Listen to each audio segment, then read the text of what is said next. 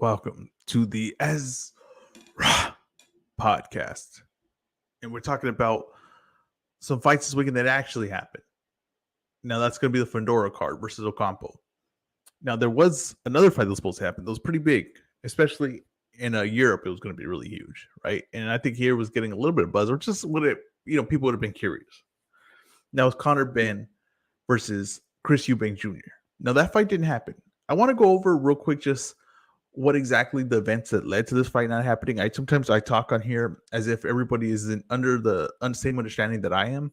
I got to realize that I'm talking to more, just to reach like a general audience, or like if you just can't follow boxing as closely as I do, but you want to know what happened, I could fill you in. So there was a fight, obviously, that was going to happen. Chris Eubank versus Conor Benn. It was very hard to make, very difficult as far as the weights and rehydration clauses and all these things, two different promotions. But it was going to be a big fight. And we were approaching the week of the fight, approaching the public workouts, all the things for the press to gain the attention as the fight's going to happen the weekend. And news breaks per article that Conor Benn has failed a VADA test, right? He had come up dirty for a performance-enhancing drug. Now, the key part to know about this is that this was made aware to Conor Benn, Matchroom, Chris Eubanks and his promotion, as well as the commission in September. They did not cancel the fight when they found that out, right? Chris Eubanks' team was aware of it. I guess they had asked doctors and, figured out when the test was taken. They just felt that they were comfortable to still go ahead with the fight. Conor Benn's team, of course, still wanted to go ahead with the fight. There's a lot of money to be made, you know what I mean? So, of course, the fighters want to go ahead with it. The promotions want to go ahead with it, of course, because there's a lot of money to be made. The networks want to go ahead with it, of course, because there's a lot of money to be made. But the most, to me, important part of it, because I think you can make a reasoning on why everybody else wanted to go ahead with it, is the commission never canceled the fight when they found out that Conor Benn had come up with performance-enhancing drugs in his system. And didn't cancel the fight or interrupt this fight or, stop this fight from happening until it was reported on a news article. So that means that they were perfectly fine letting this fight go ahead, but until the public backlash and the bad publicity had come out there, that's when they decided to say, no, we're not going to have this fight. That's very important, because I think that if you just look at the story, you're just going to think, oh, the commission did a really good thing here. And they ended up doing the right thing. That is correct. But they did the right thing after they had no choice but to do the right thing without really receiving a big backlash of what was going to happen. So this fight gets canceled. They said that, they want to make it clear that Conor Benn is not suspended because this test wasn't through the testing agency that commission uses. It wasn't. It was outside of that. It was a voluntary testing system that he is signed up for with the WBC. But they still decided to acknowledge that failed test and move forward with delaying the fight. Now there's going to be an investigation. They're going to look into the VADA testing. They're going to look at the results, and it might lead to a 4-year suspension for Conor Benn. It feels a little drastic, right? 4 years. So when my first impression was like, what are we doing here with that? 4 years seems like a lot. The one thing that is kind of coming out though, and it's kind of like peeks its ugly head once in a while, especially when we get these field tests, is that in boxing, there's probably a lot of people cheating, right? There's probably a lot of people using PEDs, especially for recovery, but for cardio issues, stamina, longer training sessions, all those things, and they're not getting caught. And a lot of people are saying that the testing is more of an IQ test, right? And that the best doctors and the ones that are, very familiar with the system can get a fighter through the system without getting caught. So if the testing can never catch up to the PED and to these new doctors, right? It's always going to be behind. Well, what is the one thing you can do that can really stop someone from doing this, right? Can really make it very risky to do this. And that would be a suspension so long they would basically almost ruin your career. So 4 years sounds insane. Really does. Like you were like, oh, his first test and he's up 4 years. But if you're under the understanding, right, that a lot of guys are taking this, and there's no way that the testing could ever be ahead of them on this, then the only way to get someone to stop is to make the punishment so severe that you won't even take the risk. Now, Connor Ben is in a situation here that it's could be very bad for his career because he could be the person they make an example of, and this happens a lot with laws, especially when someone's famous and there's a lot of attention to the story. A lot of times that people will use that to make an example and let everybody else know that we ain't playing games here. And I think there's might be a good chance that happens here. And Connor Ben would have no one to blame but himself. Now he claims he's a clean fighter, but we know that story. We know that song and dance. If he can prove it, he can prove it. But it's the same thing as like, getting caught, right? I just it's very hard to recover from it. It's not saying like his career will be done. It just depends, the suspension. I think he'd come back and people eventually, move past it if he kind of doesn't test dirty again. But if it's like a big Baby Miller situation where he just tests positive and for everything, every PD on the planet Earth, then that's when just credibility is completely lost. But as much as a 4-year suspension sounds severe, it might be the only answer, right? And if you pass the test, you pass the test. And it's going to be the point where as boxing fans, we're just going to acknowledge that if they pass the test, they pass the test. And that you might have to just accept that some of these guys are on something. But if that punishment is severe and you do take the chance and you do fail it, you have to pay that punishment. Then at that point, I don't think 4 years is that bad. I actually think that it's actually a good idea to do 4 years. You want to take the chance, but know what the punishment is. It doesn't sound like a bad idea after you really think about it. And you think about how many fighters are probably on this stuff and the advantages they're gaining from being on it. And if there's fighters that are clean, the disadvantage that they are at.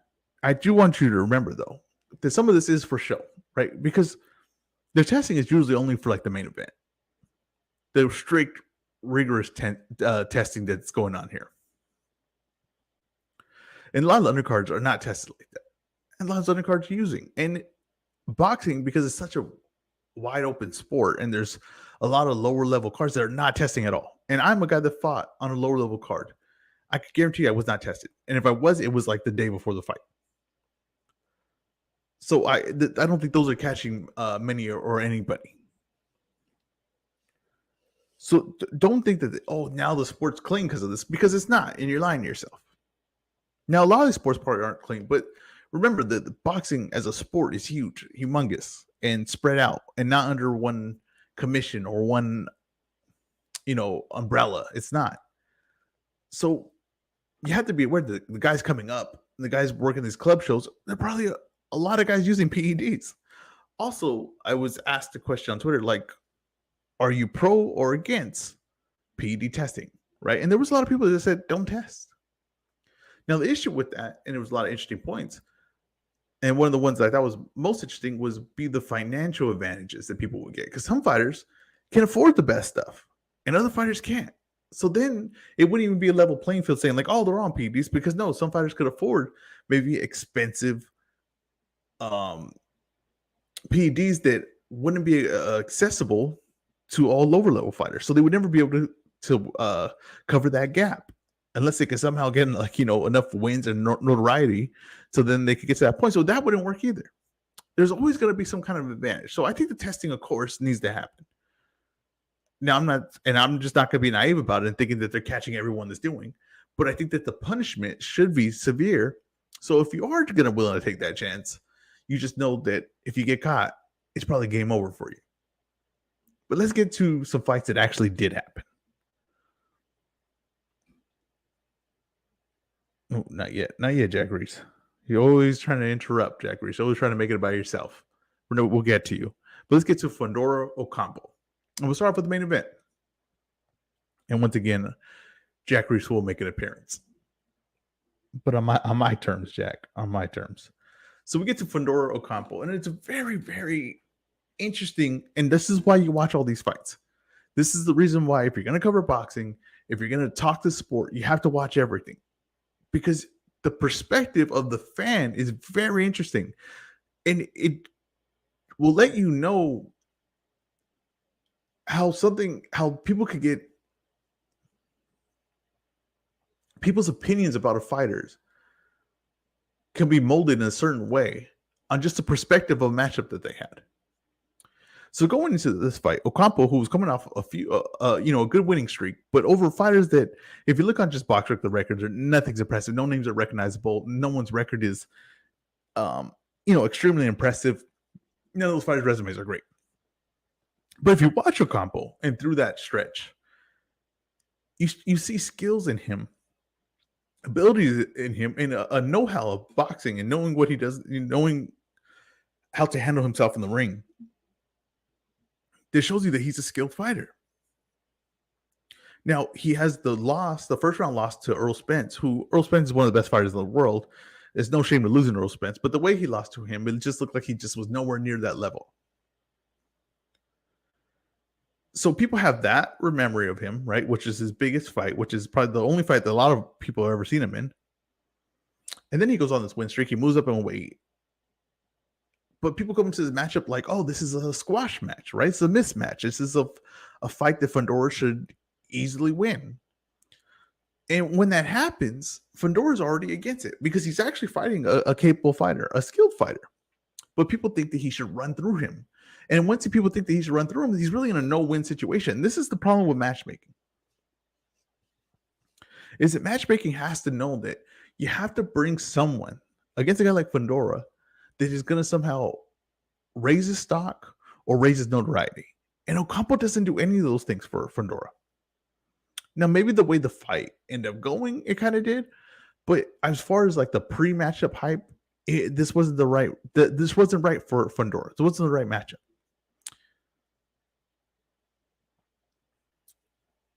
Now, I said going into this fight that I thought Ocampo could be very tough in this fight. And I said that if this was like a fight where Fundora chooses to use his reach and his length and pick his shots, he would actually be in trouble in this fight. I thought he would actually lose this fight. I think that was accurate to start the fight. First 4 rounds, I had Ocampo up 3-1. And I thought that when Fundora fought at range and he used his length and he tried to pick his shots, Ocampo was getting the better of it. And I knew Ocampo would be better at that point. And I don't think that people somehow can get over the fact that Fundora is tall and doesn't use his reach and length. And they just assume that that's what he should do, because he has that. And it's an easy thing to call out, right? Sometimes it's just like the easy things you can see, you just say. But the truth is, the Fundora is not good at that. And he's never going to be good at that. And when he does fight at range or use his length or try to figure out that style, to me, he's like an average to below average fighter. And I thought Ocampo was getting the better of that. But the commentating team couldn't seem to catch up with that. And another thing is that coming into this fight, the commentating team was really treating this fight as if it was already over and Fundora was already going to win. And it was already known what was going to happen. The result was going to happen. And Fundora was already up 6 rounds as soon as the first round started. And it took him a little while to shift and to catch on that Ocampo was in this fight. But they were under the understanding that Ocampo couldn't win a boxing match in this fight. Couldn't win at distance. He needed to get on the inside.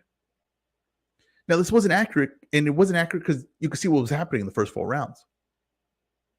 And as I said, if Fundora can make this an inside fight, he can make this a pocket fight, a fight where they're exchanging in close range, he would clearly win this fight. And that's exactly what happened. Is that Fundora lost when he was at distance, and when Ocampo stood inside and they went to exchange with him, and even though the commentating team said this was the right move for him, he was actually at a massive disadvantage because he is not technically at the ability of Fundora on the inside in the pocket. See, people assume like in the pocket is for fighters that have less skill. It's actually so much skill to fight good in the pocket. The leg movement, the cardio, the constant work. It is constant work to fight in the pocket and be skilled at the legs, the subtle adjustments, the hips, the lowering and raising your body, the grabbing angles in a tight area. Like, go put yourself in a closet. right? Go put yourself in a closet, close the closet door, and move in a circle. Constantly move in a circle. Keep in a boxing stance and move in a circle over and over again. And how tight those movements are and how explosive they have to be and the energy it takes to be in a constant offensive position, right? To keep your balance, to keep your leverage, to put your hips into all your shots. It's one of the hardest skills to learn in boxing. Inside fighting, fighting in the pocket, pressure is one of the hardest skills to learn in boxing. And a lot of guys do it that are no good at it. And Ocampo, to be honest with you, is no good at it. Now, he has some moves, right? But his legs cannot keep up with Fundora on the inside. So when the commentators are saying that he needs to get on the inside, that's the best fight for him. It actually isn't. It was actually not the fight he needed at all. And not even his trainers knew that that wasn't the fight for him. But like I said, he needed to box this fight. He needed to keep this fight at his pace, at his distance. But when Fundora got on the inside, it looked like Fundora. There was nothing that was unexpected in this fight. This fight went exactly how I expected. It went exactly how I knew Fundora fights. Everything was to be expected. But it seems like people were shocked by this fight, or they learned something new from this fight. And me personally, I didn't learn anything new from this fight. This is the fight that I knew exactly was going to happen. And it went exactly if these scenarios played out exactly how I thought they would play out. But people are saying like, oh, Fundora, he's not that good. Fundora, is overhyped because of the Lubin fight. How did Lubin lose to him? And I just don't get it because I'm not seeing anything different in this fight that I've seen in all the other fights. On the outside, Fundora is a diminished fighter. On the inside, he's extremely effective. People saying he doesn't use his height, doesn't use his reach. I disagree. He uses it, but just in the pocket. His height, his reach allows him to be in the pocket and see things, right? He's basically watching from a watchtower, right? He's like a sniper. And his reach is allowing him to land shots to the body, to the head from all angles on the inside. His height is allowing him to see things that the other fighter can't see because the other fighter has to come with his head down. He's watching him down. He's looking down at him. His reach allows him to hit body, head, and he's very skilled on the inside. He's able to touch you wherever you want in your body because he has the reach on the inside. And I know that's maybe a little complicated thing to understand of how he's using his reach in close, but he is. How he's using his height in close, but he is. Now, I understand, yes, defensively he's not the best. It also has to do with his height. I mean, people say I don't see a lot of head movement from him. He's like 6'7", and he's 154 pounds. He's not going to be, that limber. He's not going to be like going under shots. Now he could add a little more defensive, but it's his offense, right, that makes him special. It's his offense that makes him an effective fighter. When they got on the inside, this fight was not close, in my opinion. It was competitive, but it wasn't close. His offense was clearly more effective. It was way cleaner. It was more skilled and technical. And Ocampo, although game on the inside, was off balance. He was throwing not precise. He wasn't picking his spots when he threw. He was throwing at the bag like when you're dead tired and you just want to land on it. And you're not putting your shots or combos or thought process in what you're doing. You're just kind of, I'm next to the bag, I'm going to work. Fundora doesn't do that on the inside. Fundora is picking his spots. He's very detailed. He's very precise with his game. I think that from basically the fourth round on, I thought it was all Fundora. That was basically when it turned into an inside in the pocket fight. I thought Ocampo showed a good account for himself. I think he is a very good fighter. I think that he's an entertaining fighter. I just don't think he's ever at that level. He's never going to be at that level. But it's just funny to me that they wanted Fundora because he's tall and long range to fight the outside. And that wasn't working for him. That was incorrect. He shouldn't have done that. And Ocampo, who was shorter, right, and stockier compared to Fundora, they wanted him on the inside. And that was incorrect. But they couldn't get past it because of just their physical makeups. And that's the funny thing about boxing, is that sometimes we just take the simplest opinion that you could take because it's so obvious, right, that it should make sense. and it could be completely incorrect. It was completely incorrect in this fight. Now we have to talk about Jack Reese. So let's pull up Jack Reese. Jack Reese was the referee for this fight. I believe I want to say in the 9th round, Jack Reese goes to Ocampo's corner and tells him that he has to start hitting with harder shots. He has to show him. He has to show that he's a fighter to Jack Reese. Now this isn't a competitive fight. Now it's a fight that I had Fundora winning, and at that point I had Fundora kind of taken away with it, right? But it was still competitive. You could be winning a fight, but by a wide margin, but still being a competitive fight. Ocampo was in this fight. He was competitive. When Jack Reese does that, he goes in the corner and says that, which he should have never said, right? A referee, you either stop the fight or you don't. You either say, hey, I'm not liking the way you're looking. I'm going to be watching you close. That's fine. I don't even like that. Honestly don't even like that. You either stop the fight or you don't. That, to me. But when you start telling a fighter that he has to change his style to your liking or you're going to stop the fight, to me, that's the most dangerous thing you could possibly do. A fighter should do what he's best at in the ring, right? To defend himself in a very, very dangerous sport. And when you tell a fighter that you want him to get out of whatever he's doing in a competitive fight, out of his game, because you feel like this will show you something that he's in the fight, it's so dangerous. It's a dangerous thing to do. It will crumble the fighter's mentality. It will get him out of his game. It actually puts him at more risk. And as a referee, you should never, ever get involved with the fighter's strategy. But Jack Reese felt that he was the guy to determine that. And I don't know how Jack Reese is the determination of if you're throwing powerful enough shots. He isn't. Okay. And I don't know of all the experience that Jack Reese has that he thought that he could do this, if he could overstep his bounds like this. But he did it. And it was a shame. It was a shameful fight for him. It was embarrassing. I legitimately am concerned if Jack Reese covers a big fight, if he referees a big fight, that he will ruin the big fight. At one point, he asked the commission to fine the corner. In the middle of a fight, he asked them to fine the corner. Instead of taking a point, instead of just being a ref, he was overstepping his bounds and he was doing things that no one's asking him to do during the fight. At another point, in a video that I put on Twitter, he looks at Ocampo and like disgust, like if he's embarrassed for him, like if he's let down by him. It's one of the worst refereeing jobs. Oh, it's the worst refereeing job of like a big fight this year, easily. Probably one of the worst in like the last 5 years. It was awful. Like I said, it's embarrassing. He needs to not ref big fights anymore. He needs to be talking to. He needs to be disciplined.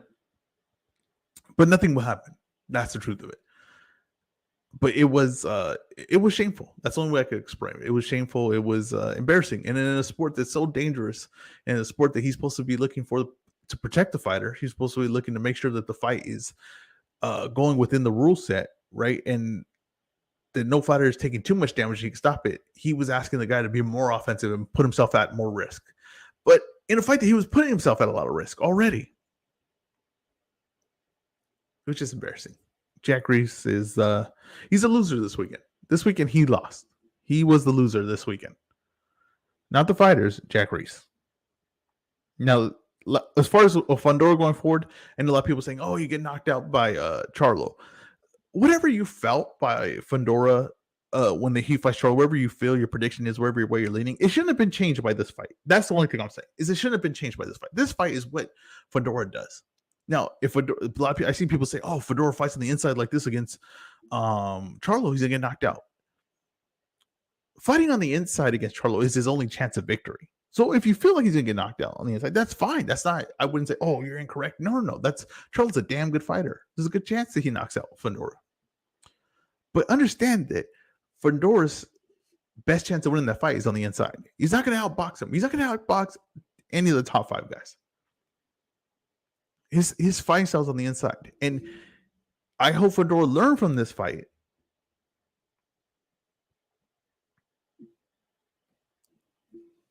that it's going to take him fighting on the inside like that. And I hope he has the mentality for it. Because, yes, your career might be short-lived. I understand they're trying to figure out something to maybe preserve his career. But the inside fighting is what's going to make him. That's what makes him special. Okay. He's not going to learn how to box unless you're going to rebuild him and take that chance of going back and taking light touches and rebuilding him to learn how to box and fight at a distance. It's not going to happen at this level. Personal experience for me. When I started boxing at a wild card boxing gym. Now, if anyone knows what wild card boxing gym is, that is a place for the best fighters in the world, right? That does the best sparring you can get. Guys come from all over the world to spar there. I'm talking guys you see on TV are there every day sparring. They spar there Monday, Wednesday, Friday. I am a guy that no amateur experience, started boxing at 18 years old and had to play catch up in a very quick amount of time to get to a point where I could spar these guys. I get in the ring with top pros. Here's the one issue with getting in the ring with top pros when you are with less experience and you are trying to gain knowledge, gain skill. Whatever I worked on that week, whatever I worked on that month, I could not apply it when I sparred a top pro because I needed to use only what worked in my game for sure. Because if I try something new, I could get knocked out cold. And that's the truth of it. The sparring there is not like, I don't know how people spar in other places. I know there's some places where you work. Some people like, just work on your thing, working on your game, light work, or, not aggressive spar, not going to war. At wild card, you go to war. That's just the truth of it. You're going to go to war. There's not a lot of guys come from other gyms to spar there. So there's no really friends. Like it's everybody just in there giving what their best, the best of what they got. So, like I said, me, I'm not as experienced as them. So when I try to work something, I could work something all week. I have worked on this counter left hook. I worked on, a double jab, right hand uppercut. I'm not pulling that out in the sparring because it's at such a high level, and I'm already at the disadvantage that I have to just use what I'm for sure good at. So that delays my growth. That doesn't allow me to really expand my game because I'm never really getting to apply it. That's where Fundora is at right now. I understand he wants to figure out the boxing part of it, but even like a lower top 10, 15 guy like Ocampo was making him pay for those mistakes. When he fought Sergio Garcia, you could almost say he lost that fight because he was trying to box fight at a distance. He's got no time to do that at this point. So they got to just commit and adapt the mentality that this is what your fights are going to look like. This is what you're best at. But if you fight the way you're supposed to fight on the inside like that, you could do some amazing things in the sport. But if you're going to try to go back and boxing like that, I don't think it's going to work. And I think you're going to get upset. And I think that it's going to lead to disappointment. So I hope that they accept the point that they can't box like this. It's not going to work. They're not going to figure it out unless you can take them back to light touches and work your way back up and try to take that chance that he figures it out. Just go to the co-main event. You have Adames versus Montiel. Now, Montiel was coming off a fight with Charlo where he showed a lot of heart. He performed way better than people thought he was going to perform. He probably won rounds that he probably didn't win because he was just doing better than what people expected. And he came in with a rep that he was running through big shots. And he might be, that might have been his, welcome to 160 pounds, where he might be effective after the fight. Got the rub from Charlo, and now he was going to go on some run. He goes and takes a stay busy fight after that. And he's coming into the Adames fight. And in a matchup that a lot of people liked, and a matchup that I liked. Now, Adames, who was a guy that was the top ranked prospect, they were looking to move along to get a title. He was upset by Texera. In a fight no one saw coming that he was going to lose. And people kind of just, I know Top Rank, which they commonly do, gave up on him. People thought, oh, no, this guy doesn't have it. People thought that he was just all raw ability, but there was no fine-tuning to his game. And I think that the PBC saw something in him and said, no, maybe we could get this guy on a reasonable deal and we could bring him along. There's still some talent there. And they were 100% correct. And Adames from that point on has only improved every time I've seen him out. And they definitely, in the Derevchenko fight, box a lot better, a lot more discipline, and maybe they can't fix his gas tank, but they could fight in a way that preserves his gas tank. And that's what he did in the Derevchenko fight. And now in this fight, I thought he can outbox Montiel. No doubt about it in my mind. And I thought if he preserves himself, he can go full 12, outbox him, save the gas tank, look good against a opponent that Charlo beat by decision as well. Now Adames goes in there, he outboxed him right away, first 2 rounds. He starts landing a lot on him though, and he's starting to feel those shots, and he's like, and he comes in southpaw, and he's like landing a lot, and there's a thing that happens when you land a lot on a guy. Even there's guys that have very good chins, and when you have very good chin, a lot of times you get hit a lot because it's not something you have to worry about. A lot of defensive fighters have questionable chins because there's something they have to worry about, so they have to fix that part of their game. If you have a good chin, sometimes you're like, I can take a few shots. You're okay with it. Montiel's the kind of guy that, I don't know if he has a very good chin, but he's a guy that feels like he could take some shots. And if you look at the Charlo fight, it kind of shows some example of that, right? So the problem is when the guy can take a few shots, is that he has a good chin, you could land on him. And I've had this experience too, is you land on someone and then you feel like, well, I'm really landing my shots. And I don't care how good his chin is. If I keep landing like this, I'm going to put him out. And then you end up in a fight where you're really opening up. And then you end up in his type of fight where he's like, okay, now I can start opening up. Because when you open up, no matter how good of a fighter you are, you're giving me openings. Every time you punch, you leave an opening. No matter how good you are, every time you punch, you leave an opening. And I thought, oh no, Adames he's going to like this too much. He's going to like landing too much. And he's going to get exactly Montiel's fight. And it felt like it was going to happen. Now he's landing massive shots, but then you start seeing Montiel land some massive shots. And then you start thinking, well, Montiel survives this.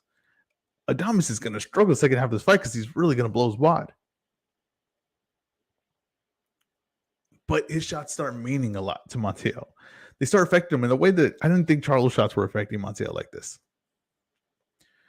And he starts putting stuff together. And I think because of the rep of what Montiel did in the Charlo fight, that people felt like he could walk through a lot of stuff and be able to take a lot of damage.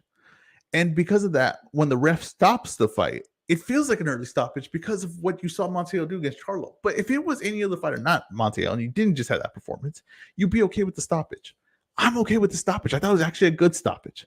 He's landing cleanly over and over again, and Montiel is backing up, falling into the ropes. And I don't think that was.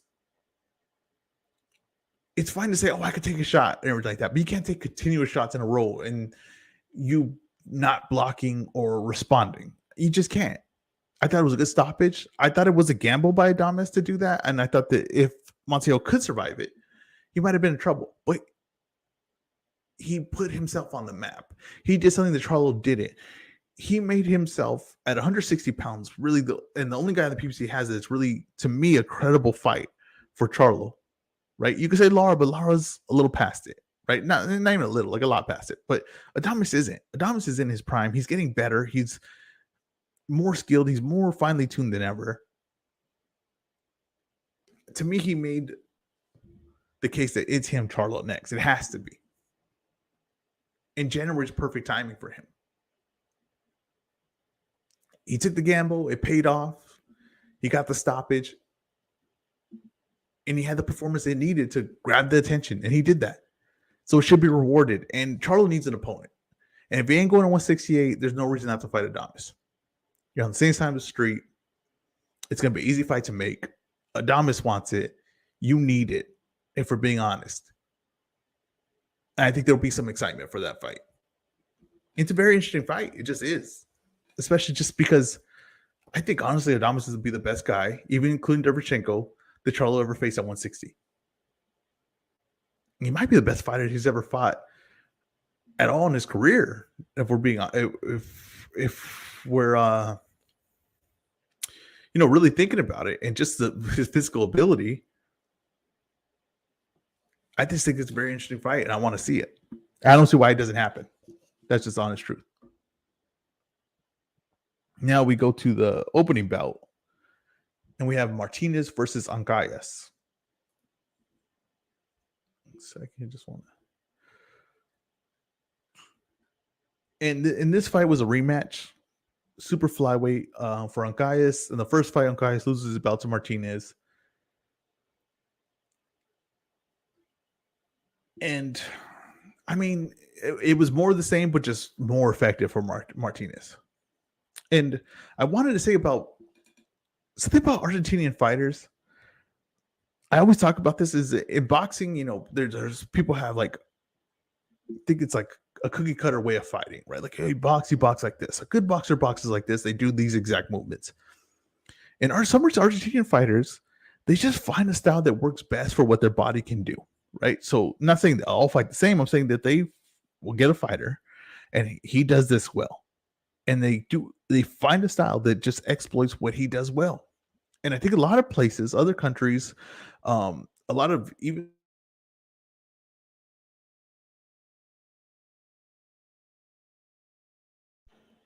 there's a trainer that does one style, and he tries to get every fighter to fit that one style. And I don't think that that's I don't think that leads to an elite trainer. I think elite trainer uses what you do well and exploits it and makes you better at that style. And this is what Martinez is. I see people saying like he doesn't jab enough, or he just rushes in, or he's doing things that are very skilled in there. Very, very skilled in there. He's very explosive. I'm sure at points he looks wild, and he is a little rough. Like, he's rough. He's headbutting you. He's on top of you. He's taking over your range. But then, like when he's at range, he's not defensively unaware. He's defensively aware. He's not just taking shots just to take them. And he's very strategic on when he jumps in. He's very, very strategic with the shots when he jumps in. And he knows how to throw certain punches that are maybe not like technically the best, but he figured out what punches work at certain ranges to make a fighter pay. And I was trying to figure out, I was watching this fight with my dad. I was trying to figure out, what is Ancayas? What could he do to change this fight? What is he doing wrong that's allowing Martinez to just get on top of him the way he is? And my dad, who's taught me everything I know about boxing, said something and made a case that was 100% correct. After he said it, I saw it. Ancayas was too sideways. His stance was too sideways. And if he's not set at the perfect range to land his shots and you jump on top of him, he's sideways, he can't respond. And when Martinez would jump on top of him, he would have to set himself in a certain way, and Martinez would have to jump in when he set already. But when he was sideways and they would move, his legs he couldn't respond to certain angles, and he would get off balance, and Martinez would get on top of him. And as soon as Ancayas couldn't stay at a balanced stance to where he was always available, ready to counter what Martinez or hit Martinez when he's coming in, he couldn't win the fight. Now, was Ancayas slowing down his career? Maybe, possibly, but no one had really shown it to this, this point until he fought Martinez. So, I mean, Martinez is going to get full credit in both fights. And I think Martinez is a damn good fighter. And I think the 115-pound division is the best division in boxing. And I think because you keep constantly getting guys like Ancayas and Martinez, who are not even the big names of the division, not even probably considered like the top 4 of the division, but would be a tough fight for anyone. And this is just the level 150 pounds, right? 150 pounds, you can go outside the top 10. And the next 5 are going to be tough. And we'll be in the fight with the best guy, number 1. I think Martinez is a very interesting fighter. I'm very interested to see where he goes from here. I believe he can go wherever the heck he wants. So that means he can go fight guys at Matchroom, go fight a guy like Ioka, go fight a guy like Franco, and just mix it up with really anyone in this division. This is the best division of boxing. Look it up. 115 pounds, super flyweight. Look at the top 10. And tell me you can't match up any of those guys and get an interesting fight. And we have a Estrada versus Chocolatito coming up. To me, to just determine who's the best guy in the division. But you got Bam Rodriguez in there. You got his brother Franco. You got Maloney. I mean, you have so many guys. I mean, so Romacide, he continues fighting. Quadras, he continues fighting. Like, there's just so many names, right? Argy, who just fought Estrada. Israel Gonzalez, who just fought Bam, who was in a competitive fight. Like, all these guys that they have in this division are just... You could just, like I'm telling you, if someone could get a hold of this division, which Matchroom is kind of trying to do, they could make fights in great matchups once a month, with just all the names that they have.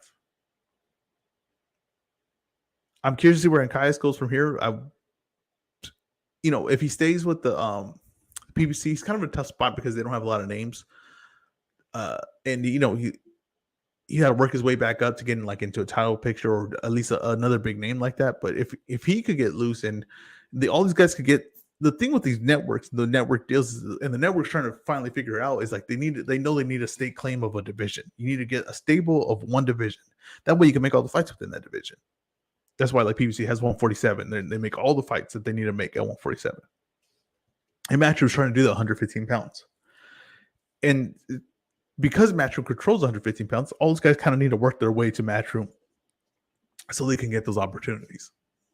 That's the beauty of the network deal. Like if people say, "Oh, networks is bad," the network deals, it's not. It's going to take a little time to figure it out how it should work. And these promoters are figuring out that you need to take control of a division. And these fighters are learning too that I can't go somewhere if they don't have anyone else in my division. It just doesn't make sense because I'm going to be stuck at one point. But this was a great card. This was a great night of fighting. It delivered and it made up for a lost card that we had. Now next week's going to be jam packed, and of course I'm going to have a breakdown of that. I will have an Ezra live tomorrow. This is I'm talking on Sunday 10/9 till tomorrow 10/10. I will have an Ezra live coming at you. Thank you guys for listening. This has been the Ezra podcast.